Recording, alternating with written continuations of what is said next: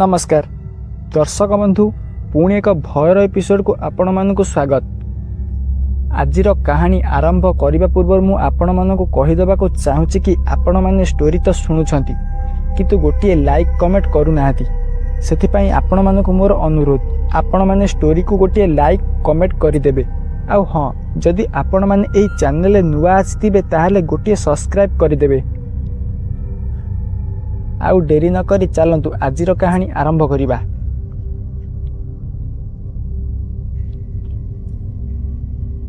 नमस्कार मो ना सत्यजित डॉक्टर सत्यजित। मोर नुआ नुआ पोस्टिंग होता है मयूरभंज जिलार गोटे छोटिया गाँव रे। आज भी से गाँव रे बिजुली बत्तीर सुविधा न थाए। राति 8टा बाजिले लोक मानकर घर दरजा बंद हो जाए। सेठाकार लोक माने कहती काले आज भी राति 8टार यही गाँव में किसी अदृश्य शक्ति घूरी बुलती आउ सेमानक सामना जहाँ सहित हुए से बंचिवा मुस्किल हो जाए। किंतु मु से सब को जमा विश्वास करू न थाए कारण मु जने डाक्तर। एमिति अंधविश्वास को विश्वास करने मो पक्षर जमा भी संभव नुहे कारण विज्ञान बहुत आग को गलानी। ए भूत प्रेत केवल मनगढ़ा गप। से दिन मु मेडिकल थाए लोक मैंने एते कई मेडिकल को आसु न थांती। आज भी सही गाँव रे लोक मैंने गुणी गारडी उपरे विश्वास करुले। सेतिपाई मु एका एका बसी बाहर को देखुताए। देखु देखु राति 8टा बाजिला। मु मेडिकल बंद करी रोउथुबा घर को बाहरिली आउ मु मो पुराना स्कूटर स्टार्ट मारिली आउ आग को बढ़ी गली। डाक्तरखाना मो घर प्राय 2 किलोमीटर हेबो आउ रास्ता टिके जंगलिया। मुझे रास्तार एका एका आग को माड़ी चली थाए। मोर स्कूटर लाइट को छाड़देले चारिआड पूरा अंधार थाए। मुझे रास्तार प्राय 15 मिनिट गाड़ी चलाइबा परे मु मो घरे पहुँचली। मु घरे पहुँची कांधरू बैग काढ़ी कि नहीं हठात मोर फोन बाजी उठिला। मु फोन उठाई हालो कहली। से पाखरु जड़े व्यक्तिर आवाज आसिला आ से व्यक्ति कांदी कांदी कहूए डाक्टर साहेब मो पुओ को बंचाई दियो मो पुओ को बंचाई दियो। तार एपरी कथा शुणी मु कहली अरे अरे तुमे आगे कुह तुमे किए आ कोठु कहूच। से पाखरु से व्यक्ति जनक कहले मु रघुराम मो घर एई पाख गाँव रे। सेतेबेले मु कहली अरे गाँ नाटा तो कुह। मोर कथा शुणी से व्यक्ति जनक कहले कुराड़िया पदा। यही कथा शुणी मु कहली तमे व्यस्त हुओ ना मु संगे संगे जाई पहुँचुची। यह कही मु फोन रखीदेली आउ शीघ्र शीघ्र मो बैग धरी सेटा को बाहरी पड़िली। किंतु मु मो स्कूटर पाखरे अटकी गली कारण मु ए गाँर नुआ जना नहीं ये रघुराम रो घर कोठी आउ कुराड़िया पदा गाँ कोठी मु एमिति भाबु थाए। सेतेबेले सामना घररू किए जने बाहरी आसिले। ताकू देखि मु कहली अरे मौसा ए कुराड़िया पदा गाँटा कोठी टिके कहीदेव कि। मोर कथा शुणी से मौसा जनक कहले काई किछि असुविधा होइछि कि। मु कहली नाई नाई सेमिति किछि असुविधा होई नाई सेठारे जने असुस्थ अछि मते जल्दी सेठाको जीवाको पड़िबो। मोर कथा शुणी से मौसा कहले एते राति रे आज घरु बाहरिबा ठीक नुहे ता छड़ा आज अमावास्यार राति। किंतु मु ताको बेसी बाध्य करिबारु सिए कहले ठीक अछि जीवु जदि जा किंतु जल्दी चली आसीबु। यह कही से गाँ को रास्ता मु मध्य आउ डेरी न करी मो स्कूटर स्टार्ट करी आगो को माड़ी चलिली। सेतेबेलकु राति मध्य काफी अनेक होई सारी थाए। चारिआड घन अंधार ता सह रास्तार मध्य बुला कुकुरटिए भी देखा जाउ न थाए। केवल दूरରୁ बिलुआ मानकर आउ जंगली कुकुर मानकर कांदिबार स्वर भासी आसु थाए। मु एसबु को अधिक ध्यान न देई आगको माड़ी चली थाए। मो गाड़ी मध्य खूब स्पीड रे आगको चली थाए। मु प्राय 2 घंटा से अंधार राति रे गाड़ी चलाइबा परे कुराड़िया पदा गाँव रे पहुँचली। से गाँ रास्तार अवस्था न कहवा भल कारण रास्ताटा आबड़ा खाबड़ा आउ कच्चा रास्ता जदि टिके भूल हेब ताहले तले पड़िबा निश्चित। मु सेई रास्ता रे गाड़ी चलाउ थाए किंतु रास्ता रे गोटिए परे गोटिए मोड़ पड़ु थाए। आउ ता छड़ा मु मध्य आउ गोटिए कथा नोटिस कली प्रति मोड़ रे गोटिए गोटिए निंब गछ थिला आउ सेई निंब गछ गुटिक बहुत बड़ आउ मोटा थिला। मु से सब को नजर न दे गाड़ी चलाइबारे व्यस्त थाए। प्राय 5टा मोड़ माने 5टा बंकाणी पड़िबा परे मु टिके सीधा रास्ता पाइली। मु सेई सीधा रास्ता रे किछि बाट गाड़ी चलाइछि कि केही जणे रास्ता मझिरे छिड़ा होइतिबार मो नजर आसिला। मु गाड़ी को नहीं ता पाखरे रखिली। ଆଉ ସେଠାରେ ଛିଡ଼ା ହେଲି। ଆଉ ସେଠାରେ ଛିଡ଼ା ହୋଇଥିବା ବ୍ୟକ୍ତି ଜଣକ ବୟସ ପାଖାପାଖି 35 ବର୍ଷ କି 40 ବର୍ଷ ହେବ। ଦେହରେ ଗୋଟିଏ ପାଇଜାମା ଆଉ ଅଣ୍ଟାରେ ଧୋତି। ଏସବୁକୁ ଦେଖି ମୁଁ କହିଲି, ଆରେ ମଉସା, କହିପାରିବ ଏଠାରେ ରଘୁରାମର ଘର କେଉଁଠି? ମୋର ଏଇ କଥା ଶୁଣି ସେହି ବ୍ୟକ୍ତି ଜଣକ କାନ୍ଦି ପକାଇଲେ ଆଉ କହିଲେ, ମୁଁ ହେଉଛି ରଘୁରାମ। ତାଙ୍କର କଥା ଶୁଣି ମୁଁ ମୋର ପରିଚୟ ଦେଲି ଆଉ ତାଙ୍କ ଘରକୁ ଚାଲିଗଲି। ତାଙ୍କ ଘରଟା ମଧ୍ୟ ସେଇ ପାଖରେ ଥିଲା। ଘରଟା ମଧ୍ୟ ବହୁତ ବଡ଼, ମାନେ 2 ମହଲା ବିଶିଷ୍ଟ ଥିଲା। ସେଇ ଉପର ମହଲାରୁ ଗୋଟିଏ ଧିମା ବଲ୍ ଆଲୋକ ବାହାରକୁ ଦେଖାଯାଉଥିଲା। ସେଇ ଆଲୋକକୁ ଛାଡ଼ିଦେଲେ ପ୍ରାୟତଃ ଘରର ଅଧା ଜାଗା ଅନ୍ଧାରରେ ବୁଡ଼ି ଯାଇଥିଲା। ରଘୁରାମ ଚାଲି ଚାଲି ସେଠାର ଉପର ମହଲାକୁ ଚାଲିଲେ।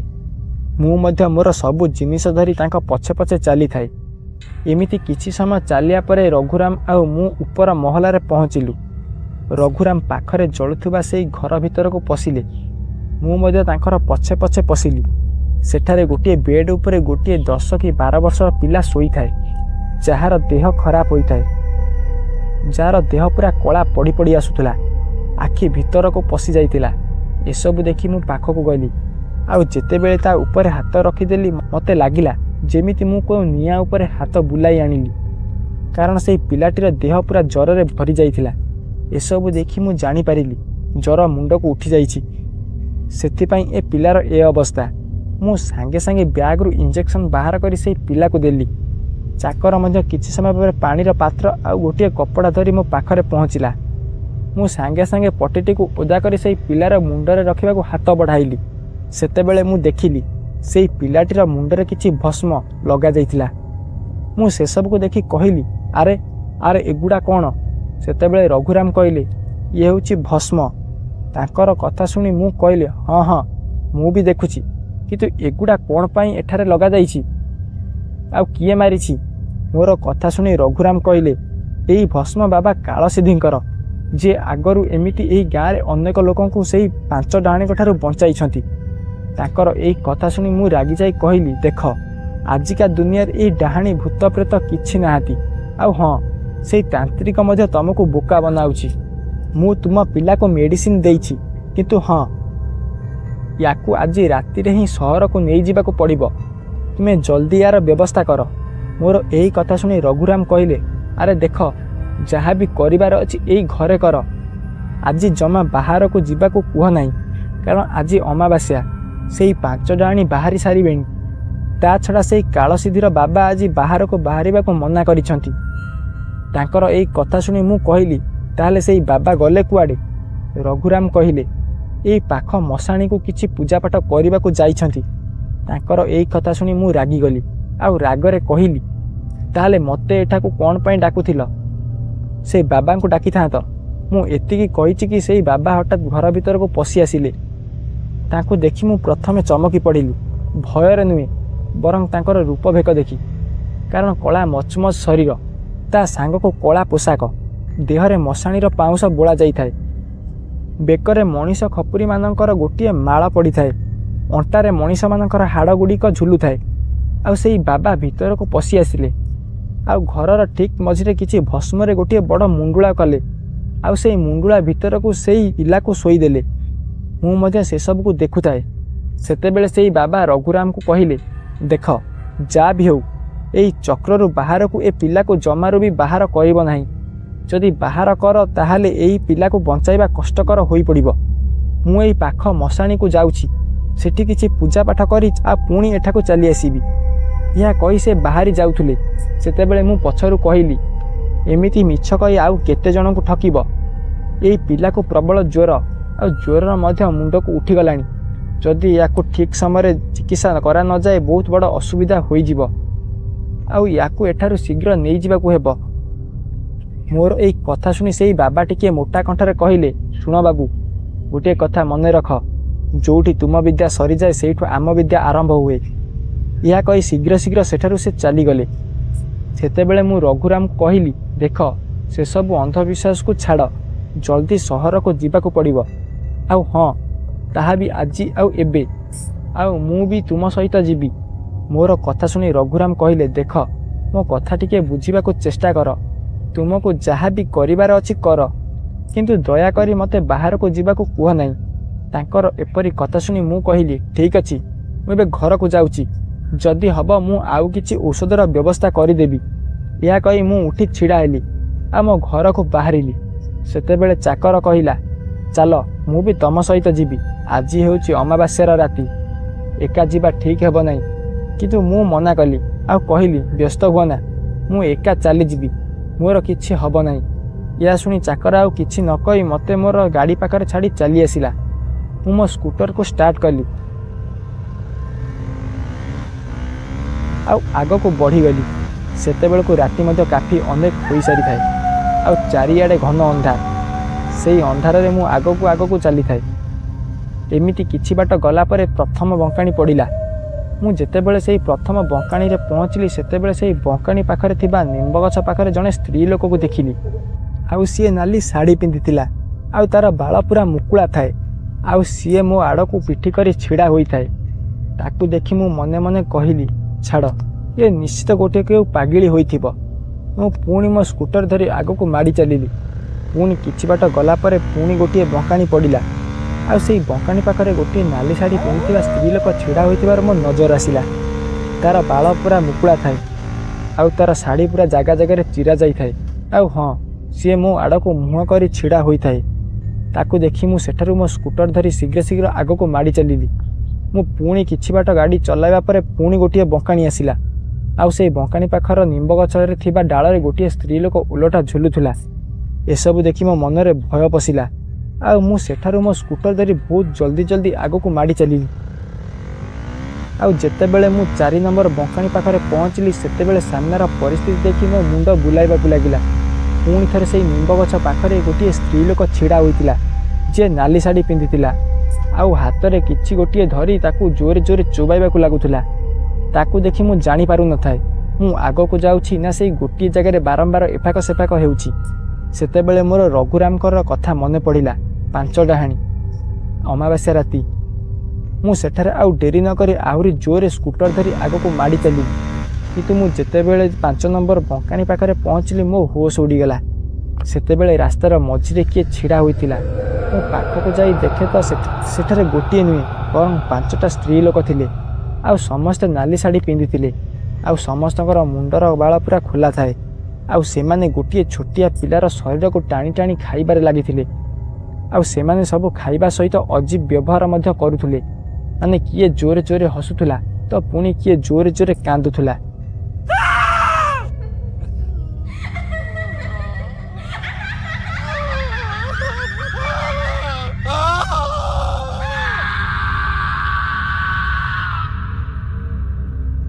ସେସବୁ ଦେଖି ମୁଁ ଜାଣିସାରିଥିଲି ସେମାନେ ମଣିଷ ନୁହନ୍ତି, ସେମାନେ ସେଇ 5 ଡାହାଣୀ। ଏସବୁ ଦେଖି ମୋ ସ୍କୁଟର ଧରି ମୁଁ ଜଲ୍ଦି ଜଲ୍ଦି ପଛକୁ ବୁଲୁଥାଏ। ହଠାତ୍ ତାଙ୍କ ଭିତରୁ ଜଣଙ୍କର ନଜର ମୋ ଉପରେ ପଡ଼ିଲା ଆଉ ଜୋରେ ଜୋରେ ହସି ମୋ ଆଡ଼କୁ ଆସିବାକୁ ଲାଗିଲା। ସେତେବେଳେ ମୋ ସ୍କୁଟର ଆପେ ଆପେ ବନ୍ଦ ପଡ଼ିଗଲା। ସେସବୁକୁ ଦେଖି ମୁଁ ଆହୁରି ଜୋରେ ଡରିଗଲି। ସେତେବେଳକୁ ସେମାନେ ସବୁ ଆସି ମୋ ପାଖରେ ପହଞ୍ଚି ସାରିଥିଲେ। ଏହା ଦେଖି ମୁଁ ସେଠାରେ ଗାଡ଼ି ଛାଡ଼ି ଜୋରେ ଦୌଡ଼ିବାକୁ ଲାଗିଲି। ମୋର ଦୌଡ଼ିବାର ଦେଖି ସେମାନେ ମଧ୍ୟ ମୋ ପଛରେ ଜୋରେ ଦୌଡ଼ିବାକୁ ଲାଗିଲେ ଆଉ ସେମାନେ ବହୁତ ଭୟାନକ ଆଉ ଅଜୀବ ଭାବରେ ହସିବାକୁ ଲାଗିଲେ। ସେତେବେଳକୁ ମୁଁ କିଛି ଉପାୟ ନ ପାଇ ପାଖ ଜଙ୍ଗଲ ଆଡ଼କୁ ଜୋରେ ଦୌଡ଼ିବାକୁ ଲାଗିଲି। ଚାରିଆଡ଼ ପୁରା ନୀରବତା, ଶୁଭୁଥାଏ ଖାଲି ଜଙ୍ଗଲୀ ଜୀବମାନଙ୍କର ଭୟଙ୍କର ଭୟଙ୍କର କର୍କଶ ସ୍ୱର। ମୁଁ ଏମିତି କିଛି ବାଟ ଦୌଡ଼ିଛି କି ହଠାତ୍ ମୁଁ ଗୋଟିଏ ବଡ଼ ପଥରରେ ଝୁଣ୍ଟି ପଡ଼ିଗଲି ଆଉ ମୁଁ ଜଲ୍ଦି ଜଲ୍ଦି ଉଠି ଛିଡ଼ା ହୋଇ ଦୌଡ଼ିବାକୁ ଯାଉଥାଏ। ମୁଁ ଦେଖିଲି ଚାରିଆଡ଼ୁ ସେଇ ଡାହାଣୀମାନେ ମୋତେ ଘେରି ସାରିଥିଲେ ଆଉ ଦେଖୁ ଦେଖୁ ସେମାନେ ମୋ ଆଡ଼କୁ ମାଡ଼ି ଆସିଲେ। ସେମାନଙ୍କ ଚେହେରା ବହୁତ ଭୟାନକ ଥିଲା। ମାନେ କାହାର ଦେହର ମାଂସ ପଚି ଝଡ଼ୁଥାଏ ତ କାହାର ଦେହ ସାରା ପୋକ ସାଲୁବାଲୁ ହେଉଥାନ୍ତି। ପୁଣି କିଏ ଦେଖିବାକୁ ସୁନ୍ଦର ଥିଲା ତ କିଏ କୁତ୍ସିତ ଓ କଦାକାର ଥିଲା। ତାଙ୍କର ଏପରି ରୂପ ଦେଖି ମୁଁ ଭୟରେ ଗୋଟିଏ ପଥର ପରି ସେଠାରେ ଛିଡ଼ା ହୋଇଥାଏ। ସେମାନେ ଆସି ମୋ ତଣ୍ଟି ଧରି ଉପରକୁ ଟେକିଦେଲେ ଆଉ ଛାଡ଼ିଦେଲେ। ମୁଁ ସେଠାରେ ଜୋରେ କଚାଡ଼ି ହୋଇ ତଳେ ପଡ଼ିଗଲି, ଯାହାଫଳରେ ମୋ ଅଣ୍ଟାରେ ଜୋରେ ମାଡ଼ ହେଲା। ମୁଁ ତଳେ ପଡ଼ି ଚିତ୍କାର କରୁଥାଏ କିନ୍ତୁ ସେଇ 5 ଡାହାଣୀ ମୋର ଚାରିପାଖରେ ଅଜୀବ ଭାବରେ ଘୂରିବାକୁ ଲାଗିଲେ ଆଉ ସେମାନଙ୍କ ମୁହଁରେ ଥାଏ ବିକଟାଳ ହସ। ସେଇ ହସ ଏତେ ଭୟଙ୍କର ଥିଲା କି ପାଖ ଜଙ୍ଗଲ ପୁରା ଥରି ଉଠୁଥାଏ। ସେମାନେ ଏମିତି ଘୂରିବା ପରେ ଆସି ମୋ ପାଖରେ ବସି ପଡ଼ିଲେ ଆଉ ଅଜୀବ ବ୍ୟବହାର କଲେ। କିଏ ତାଙ୍କ ଭିତରୁ ମୋତେ ଶୁଙ୍ଘି ପକାଇଲା ତ କିଏ ମୋ ଦେହକୁ ଚାଟିବାକୁ ଲାଗିଲା। ତାକୁ ଦେଖି ଲାଗୁଥାଏ ଯେମିତି ସେମାନେ ବହୁତ ଦିନରୁ ଭୋକିଲା ଅଛନ୍ତି ଆଉ ସେମାନେ ମୋ ରକ୍ତ ପିଇଲେ ସେମାନଙ୍କୁ ମିଳିବ ଶାନ୍ତି, ଚରମ ଶାନ୍ତି। ସେହି ସମୟରେ ମୋ ପାଖରେ ଥିବା ଗୋଟିଏ ଡାହାଣୀ ମୋ ଆଡ଼କୁ ଖୁବ୍ ଜୋରରେ ମାଡ଼ି ଆସିଲା ଆଉ ତା'ର ଦାନ୍ତକୁ ମୋ ବେକରେ ଫୁଟାଇ ଦେଲା ଆଉ ମୋ ବେକରୁ ଧାର ଧାର ରକ୍ତ ବୋହିବାକୁ ଲାଗିଲା ଆଉ ସେଇ ଡାହାଣୀ ଜୋରେ ଜୋରେ ହସିବାକୁ ଲାଗିଲା ଆଉ ବାକି ଡାହାଣୀ ସେଇ ସବୁକୁ ରକ୍ତକୁ ଚାଟିବାକୁ ଲାଗିଲେ। ମୁଁ ସେମିତି ପଡ଼ି ଯନ୍ତ୍ରଣାରେ ଚିତ୍କାର କରୁଥାଏ ଆଉ ଛଟପଟ ହେବା ଛଡ଼ା ମୋର ମଧ୍ୟ କିଛି ଉପାୟ ନଥାଏ। ବୋଧହୁଏ ଅଧିକ ରକ୍ତ ବୋହିବା ଫଳରେ ମୋତେ ଚାରିଆଡ଼ ଅନ୍ଧାର ଦେଖାଗଲା।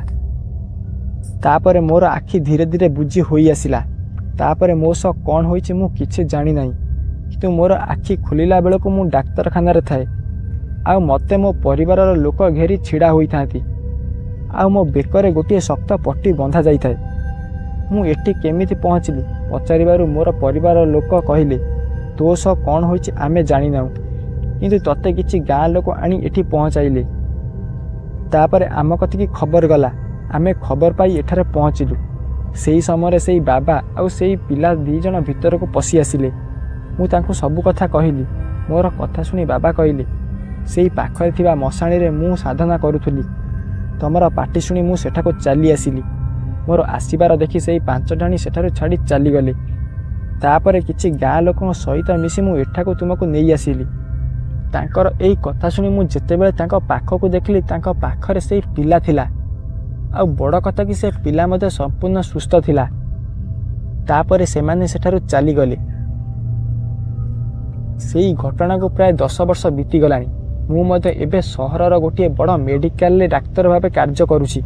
କିନ୍ତୁ ଯେତେବେଳେ ମୁଁ ମୋ ଡ୍ରେସ୍ ଖୋଲେ ଆଉ ବେକରେ ସେଇ ଚିହ୍ନକୁ ଦେଖେ ମୋ ଦେହ ଶୀତେଇ ଉଠେ, ରୁମ ଆପେ ଆପେ ଛିଡ଼ା ହୋଇଯାଏ ଆଉ ସେଦିନର ସେଇ କାଳ ରାତିର କଥା ମନେ ପଡ଼ିଯାଏ।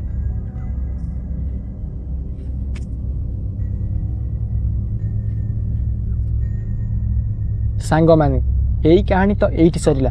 ପୁଣି ଦେଖାହେବ ଆଉ ଏକ ଭୟର ଏପିସୋଡ଼ରେ। ସେ ପର୍ଯ୍ୟନ୍ତ ମୋତେ ବିଦାୟ ଦିଅନ୍ତୁ। ସମସ୍ତଙ୍କୁ ଶୁଭରାତ୍ରି।